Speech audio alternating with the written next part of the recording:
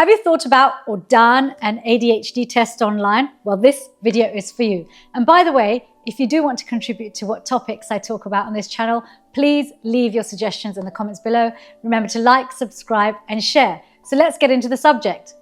So let's start off with what is ADHD? ADHD is attention deficit hyperactivity disorder. Now, lots of you may have been wondering whether you have it or not. If you are struggling with inattention, with finishing tasks, procrastination, you struggle with managing your time, and you generally find being regulated is a real challenge.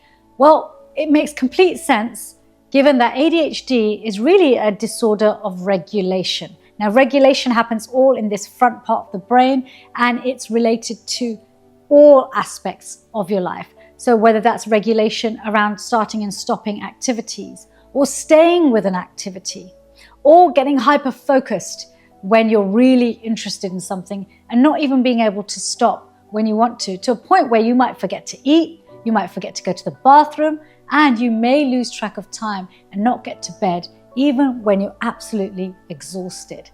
So ADHD affects approximately 7% of the population, and it's something that develops in childhood, and there's a genetic component to it, so it's likely that someone in your family probably has ADHD, but it can also be connected to traumatic experiences. So there's a trauma-generated aspect to ADHD.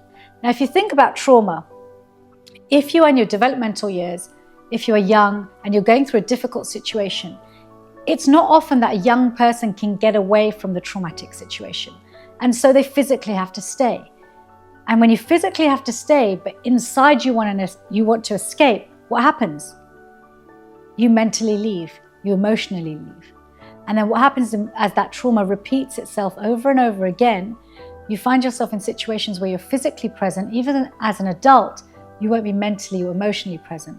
So some people have a more trauma-generated ADHD, some people have a very genetic ADHD, and some people have a combination of both. But whichever type you have, it's usually developed in childhood. So it's not something that suddenly appears in your 20s or suddenly appears in your 30s, but it's likely that it's been there from your early years, but it may be that it didn't get picked up.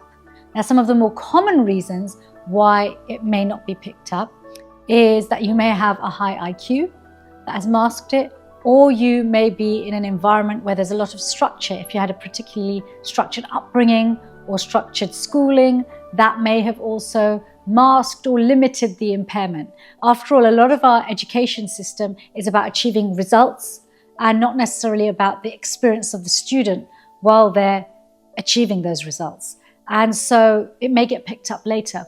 Also, the symptoms of hyperactivity, they're not always externalized. Many people experience the hyperactivity as an internal restlessness, the urgency to always be doing something. And that can lead to anxiety and an inability to switch off in what should be a relaxing situation. So where your hyperactivity isn't externalized, again, ADHD can be masked. And we particularly find this in girls.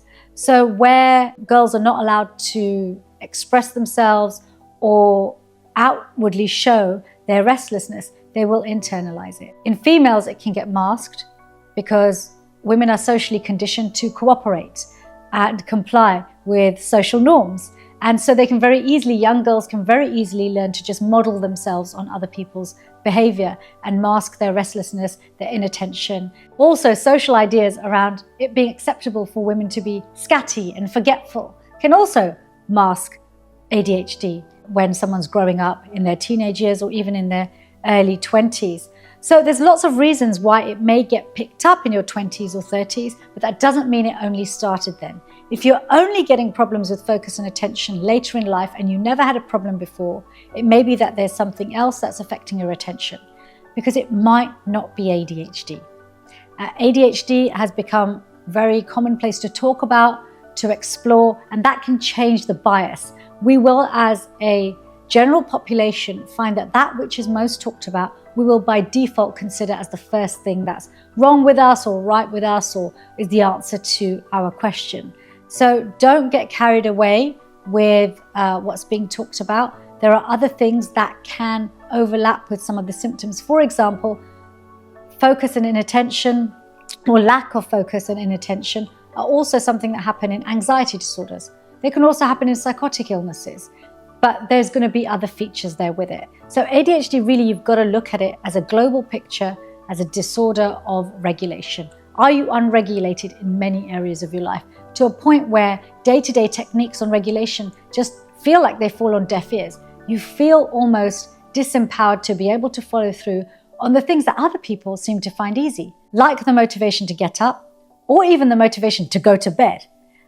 If you've got ADHD, you may be telling yourself often that the nighttime hours are the quiet time when you get things done, or the nighttime hours are the time when you're most productive.